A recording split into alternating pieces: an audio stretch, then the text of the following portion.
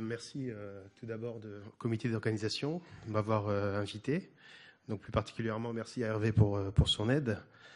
On m'a demandé de vous présenter la CTO, quel bagage pour le paramédical.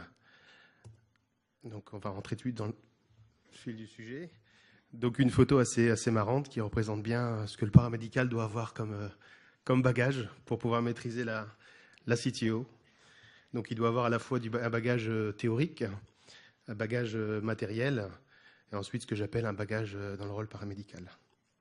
Donc le bagage théorique, une définition, la CTO, donc c'est une coronaire occluse depuis au moins 3 mois et qui présente un flux TIMI 0. Donc les occlusions chroniques sont assez fréquentes, hein, on les retrouve dans environ 25% des lésions constatées lors des coronographies. Et on en dilate que par voie percutanée que 11%, donc c'est pas beaucoup. Donc je pense qu'avec le développement du matériel et des techniques, je pense que ça va augmenter à mon avis. C'est pour ça que c'est important d'être à fond dans la CTO.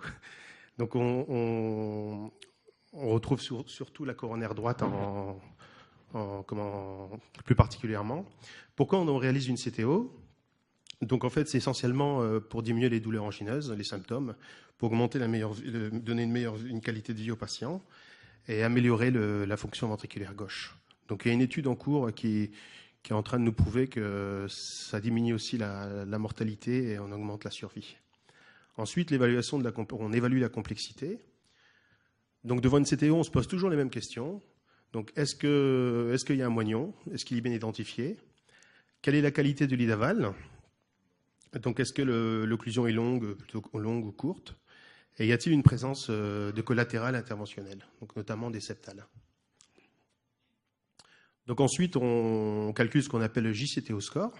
Donc c'est un score qui a été inventé par les Japonais pour prédire le degré de complexité de la CTO. Donc en fait, c'est très simple. On a 5 items et on va attribuer une note de 0 à 1 en fonction de l'item. Donc exemple, le premier, c'est la forme de l'occlusion, de l'ostium de l'occlusion. Si vous avez un moignon effilé et plutôt clair, on va mettre 0. Donc c'est un critère de bon pronostic. À l'inverse, si vous n'avez pas de moignon ou c'est un moignon plutôt ambigu et émoussé, vous allez mettre 1. Donc c'est un critère de difficulté. Et on fait la même chose pour les calcifications. Si vous avez beaucoup de calcifications, vous allez rajouter 1. L'artère, l'angulation de l'artère, la même chose. Si elle est très angulée, on va mettre 1. Si la lésion est très longue, on rajoutera 1. Et enfin, s'il y a une deuxième tentative de CTO, on incrémentera de 1. Donc on fait la somme. Et en fonction du score, si on a un score de 0, on dit que la CTO est facile. À 1, c'est intermédiaire, et puis 2 et 3, c'est difficile et très difficile. Sachez qu'au JTO score, on peut avoir d'autres critères de difficulté, notamment les occlusions intrastentes, la circonflexe et les bifurcations.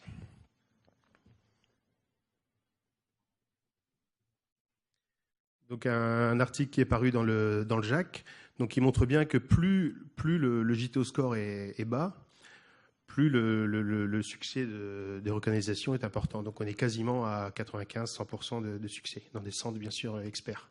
Enfin, si on a un JTO score un peu plus important, à 2 à 3, vous voyez que le succès chute.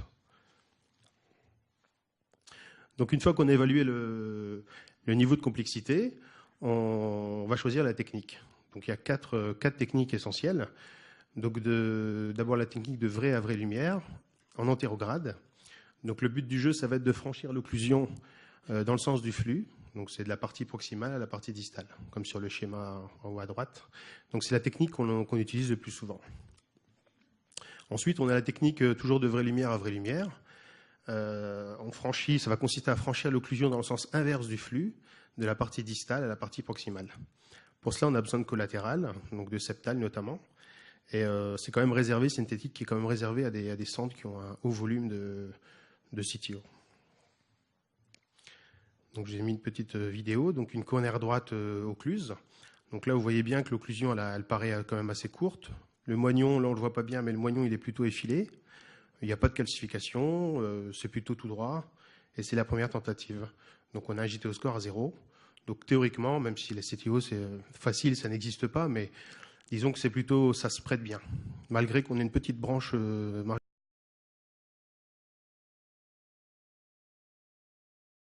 l'opérateur. Donc on utilise la technique de vraie lumière à vraie lumière en antérograde, donc avec un fil de XT, donc qui passe assez facilement.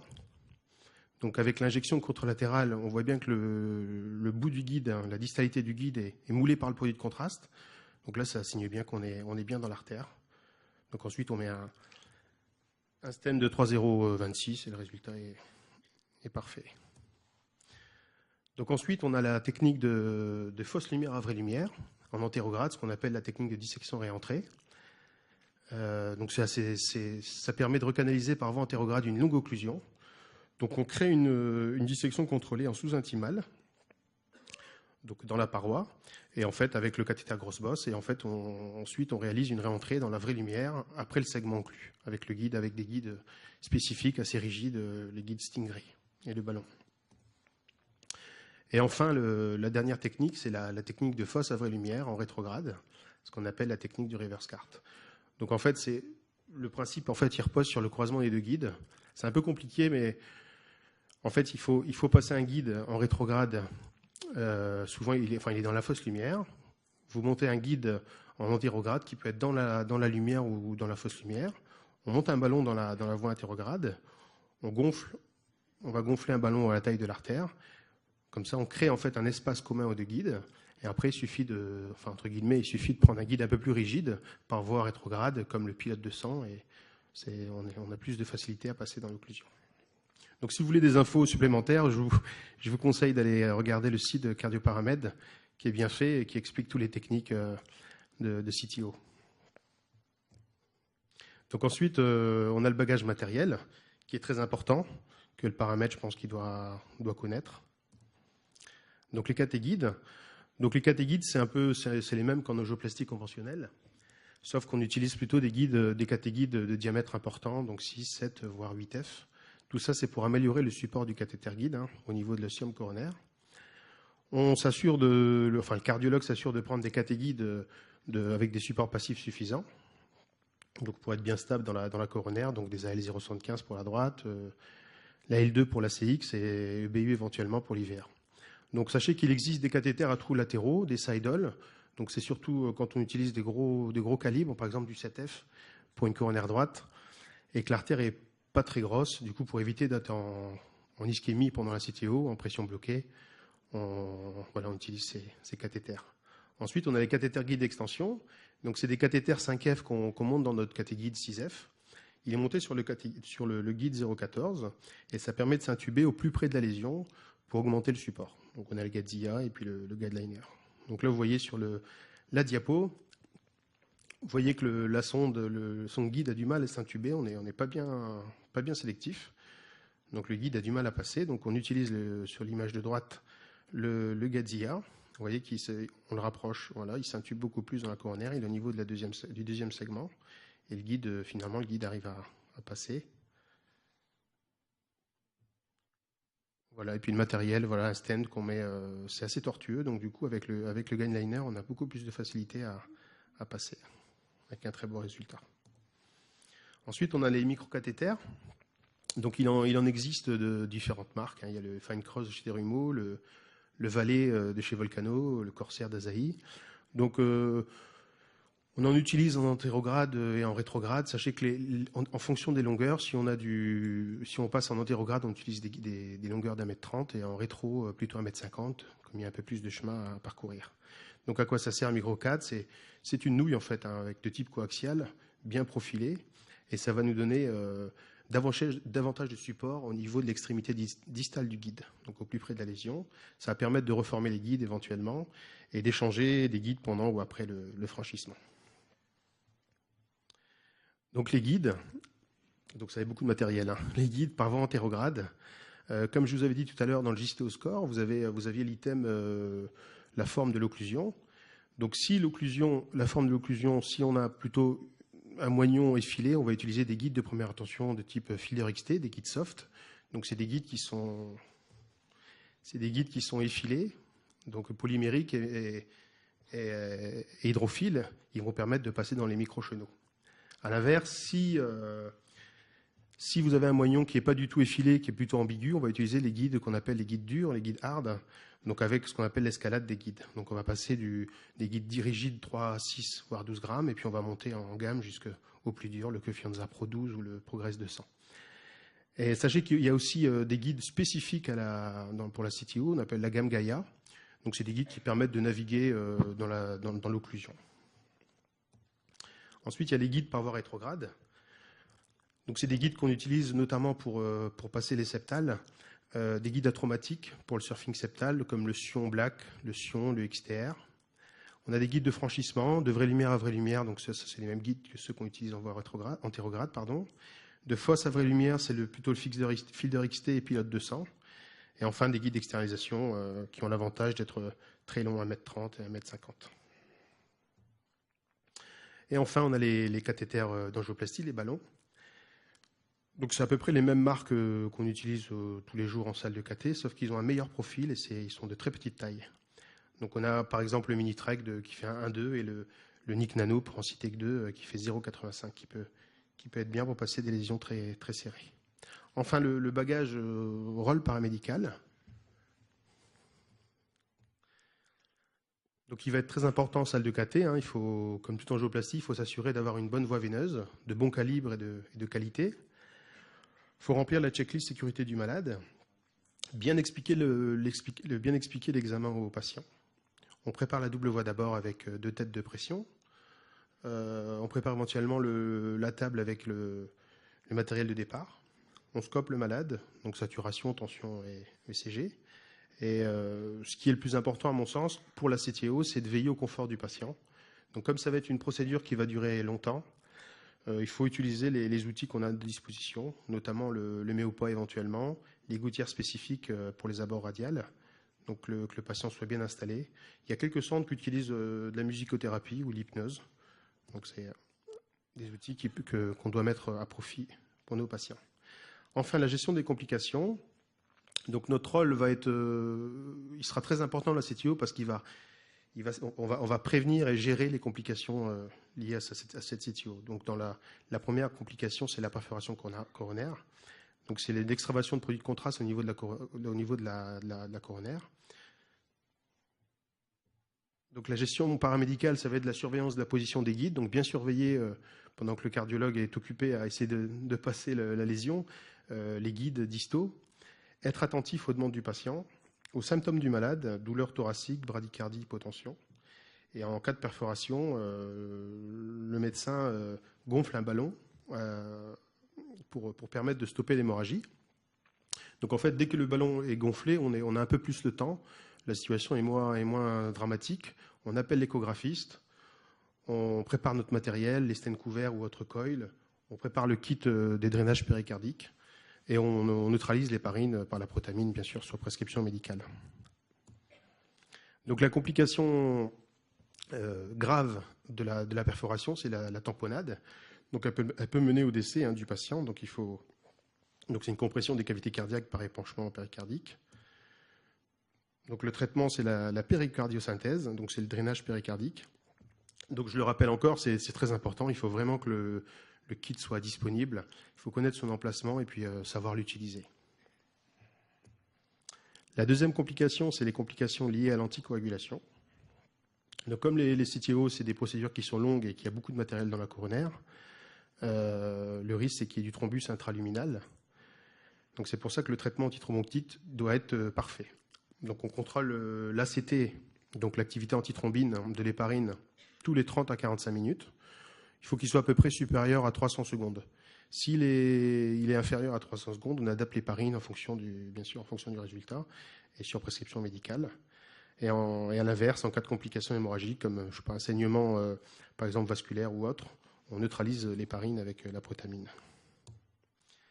La troisième complication qu'on rencontre assez souvent, c'est la néphropathie liée au produit de contraste.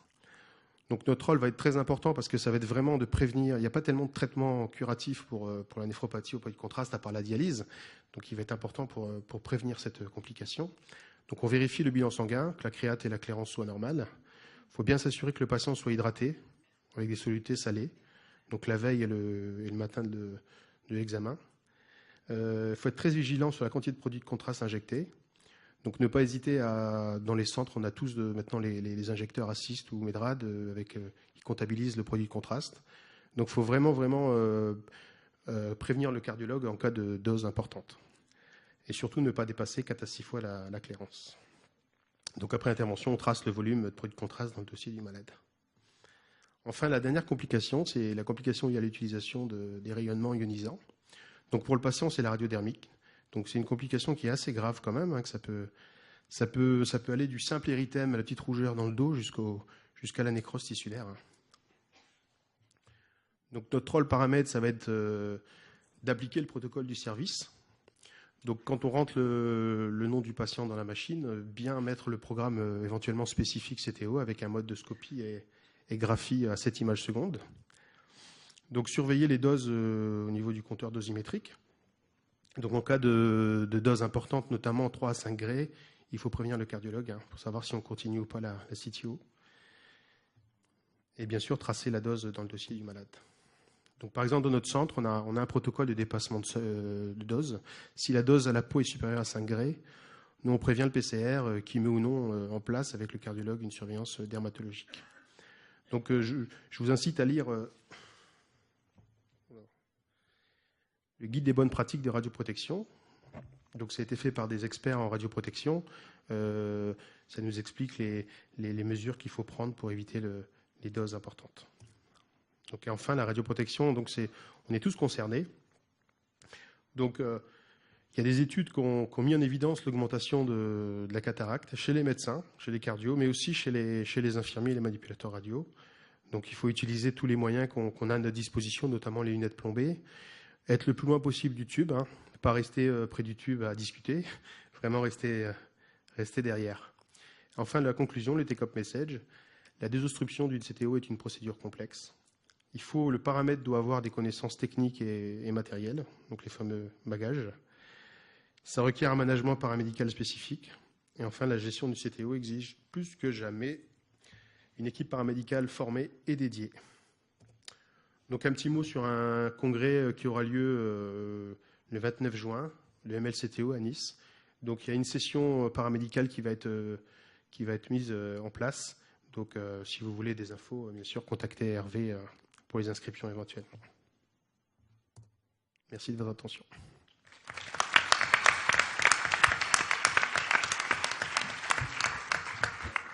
Merci Rafik, très belle présentation. Un peu rapide, mais c'est un peu, non, c'est un très peu bien, lourd. C'est parfait, c'est très complet. Est-ce qu'il y a des questions dans la salle? Oui, le micro s'il vous plaît au milieu.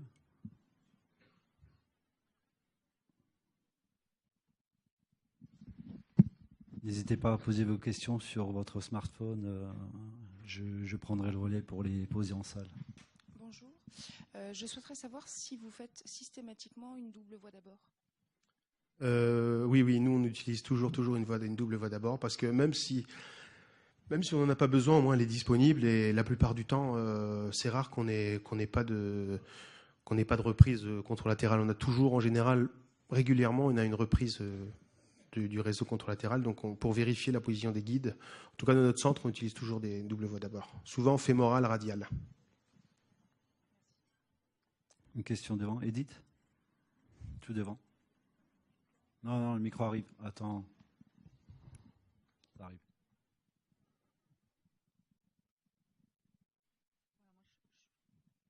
Je suis plutôt dans l'organisation. Vos plages, elles sont dédiées à ça? C'est-à-dire, il y a des jours où vous faites que de la CTO. Comme il n'y a pas d'urgence, c'est programmé avant. Vous préparez votre matériel. Comment vous vous organisez pour ça? En fait, depuis à peu près 7-8 ans, on a 2 salles. Et il y a vraiment une salle, il y a un jour dédié à la CTO qui est le jeudi après-midi, avec 2 opérateurs confirmés. Et la deuxième salle, souvent, c'est un fellow ou un coronagraphiste qui fait des coraux, donc en cas d'urgence ou autre. Les angioplástiens ont vraiment la tête à la CTO, ils ont leur temps, ils prennent leur temps, ils ne sont pas embêtés par... Et au niveau organisation, souvent, c'est des équipes... les gens qui aiment la CTO vont en CTO, souvent. Et voilà. Très bien. Merci beaucoup. Toujours au niveau organisation, vous faites plutôt ça en début de journée? Parce que si c'est fait en fin de journée, pour la surveillance, l'échographie, la surveillance du patient dans le service, qu'est-ce que vous avez mis en place? Non, nous on travaille, la plage horaire, elle a été instaurée par les cardios, c'est à 14 heures le jeudi après-midi. Et des fois, ça peut durer longtemps. On peut commencer à 14 heures et puis finir à 19 heures une CTO et puis en avoir une derrière. C'est vrai que on gère pas malheureusement les plages horaires, mais c'est vrai que le top, c'est de le faire le matin, que les gens soient bien frais. Et puis comme ça permet d'avoir une bonne surveillance après.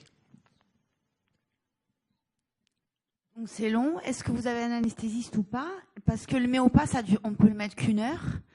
Moi, ça m'interpelle. Si ça dure 4 heures, qu'est-ce qu'on fait de ce patient qui est tout seul et sans méopa?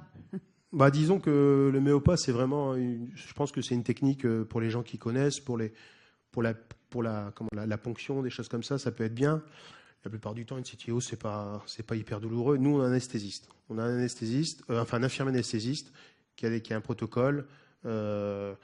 Les gens, ils sont sédatés et si vraiment il y a un problème, une douleur, ils sont... Non, mais justement, c'est ça qui m'interpelle, c'est que s'il n'y a pas d'anesthésiste, ils sont pas endormis. Enfin, non, mais sédatés. Nous, ouais. Donc c'est sur la longueur, 4 heures allongées sur une table. C'est ça qui m'interpelle quand on n'a pas d'anesthésiste. Nous, avant, on n'avait pas d'IAD, on n'avait pas de méopa, donc sur prescription, le cardio nous donnait, faites 2 mg d'hypnovel, un peu de morphine. On n'utilisait pas les drogues les plus puissantes comme le SUF, des choses comme ça, mais bon, on faisait de l'hypno et de la morphine, ça marchait relativement bien. Mais je pense que ce qui est primordial, c'est vraiment d'expliquer, si on explique bien au patient que la CTO va durer longtemps, si on est bien à côté, je pense que... Parce que c'est pas très douloureux à part les ponctions au départ. Je parlais pas de la douleur, je parlais de la longueur. C'est vraiment la position, on met perfalgan pour les gens qui ont mal au dos, mais c'est vrai qu'on est... On a une question en haut. Ouais, allez-y. Bonjour, une question plus pratique. Bonjour. Pour les opérateurs qui sont en table, est-ce qu'il y a des systèmes de rangement que vous avez mis au point? Est-ce qu'il y a des choses spécifiques que vous avez trouvées? Nous, non. Nous, en fait, les paramètres ne s'habillent pas avec le médecin. Ces 2 cardiologues chevronnés qui font de la CTO et nous, il n'y a pas de paramètres. Les paramètres ne s'habillent pas du tout. Organisation? Ils sont... on n'a pas du tout de bac de rangement comme ça peut exister. Il y en a qui ont 2 tables, une pour les guides, une pour les sondes. Nous, on n'a pas tout ça. Nous, on n'a vraiment pas...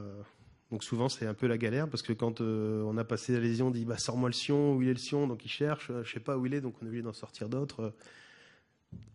Mais c'est vrai que le paramètre qui est à la table, il doit être bien organisé, rigoureux et vraiment bien acheté au fur et à mesure le matériel qu'on n'a plus besoin. Est-ce que tu discutes avec Antoine Pi avant la procédure, pour la stratégie, antéro, rétro, dissection, le matos, machin, comment vous faites? Tout à fait. La plupart du temps, en début de procédure... C'est lui qui fait, j'ai dit lui pour... Oui, bien sûr. Oui, bien sûr. La plupart du temps, il nous convie. La plupart du temps, on est devant les écrans. Il nous explique un peu la technique qu'il va faire. Les questions qu'on se pose toujours avant les CTO, c'est pas si formel que ça, mais il dit voilà, la cape, elle est plutôt claire. On va plutôt prendre ce guide-là. Il nous donne la technique, si c'est une antéro rétrograde. Et ça permet de se préparer, de mettre le matériel en place. Comme ça, tout le monde est au courant.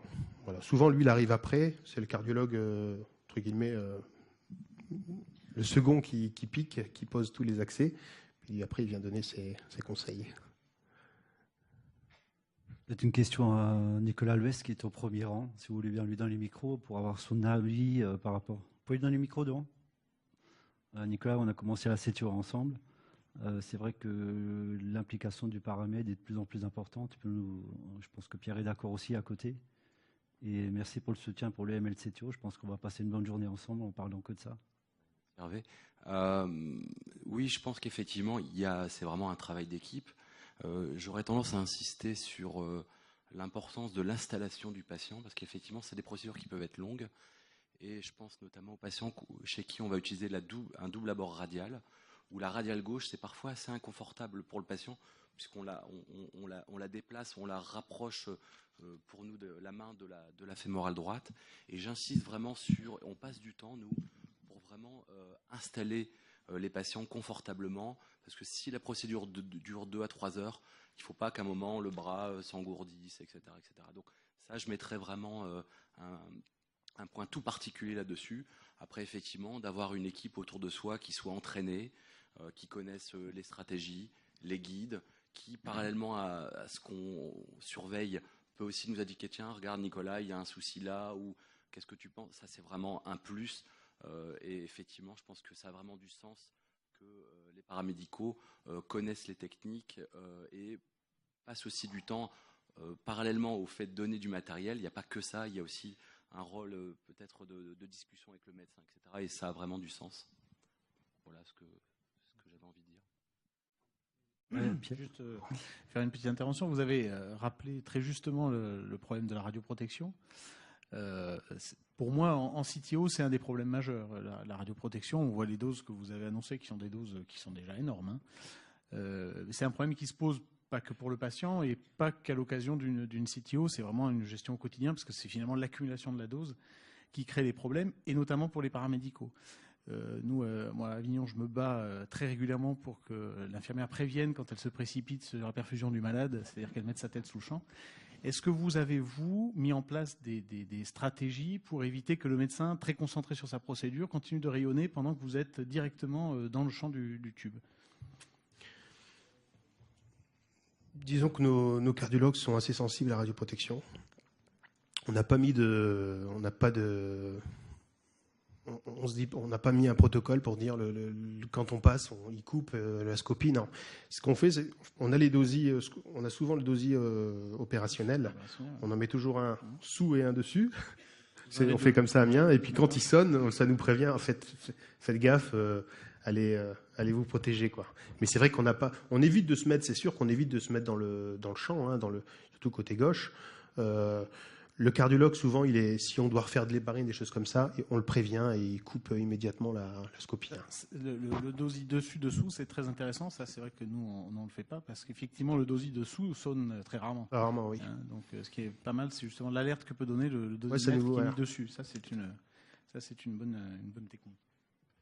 Mais pour en faire justement, avant que le dosimètre sonne, c'est justement de notre rôle de rappeler comment il faut se positionner et mettre le par rayon pour qu'on prenne le moins de rayons possible. Oui, mais bien sûr. Mais le médecin est pas mal protégé s'il met toutes les mesures de radioprotection passive.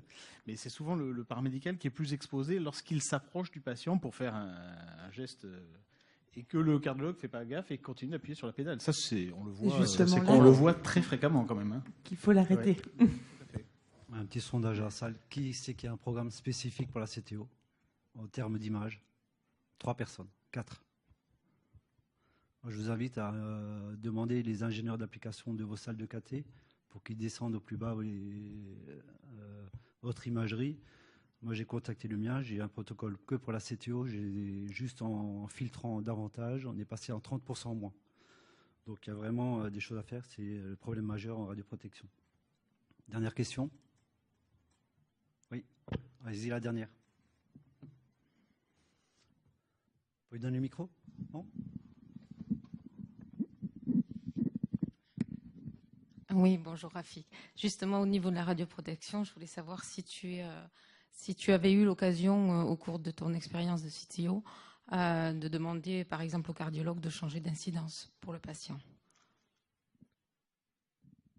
Ça peut arriver, mais souvent, ils utilisent quand même des incidences qui irradient le moins possible. Ils se mettent souvent en OAD, on évite les OAG, les spiders, mais non, nous, on n'intervient pas s'il vous plaît, c'est possible de changer l'incidence. Souvent, on n'intervient pas. Parce que souvent, en CTO, on travaille souvent dans les mêmes incidences.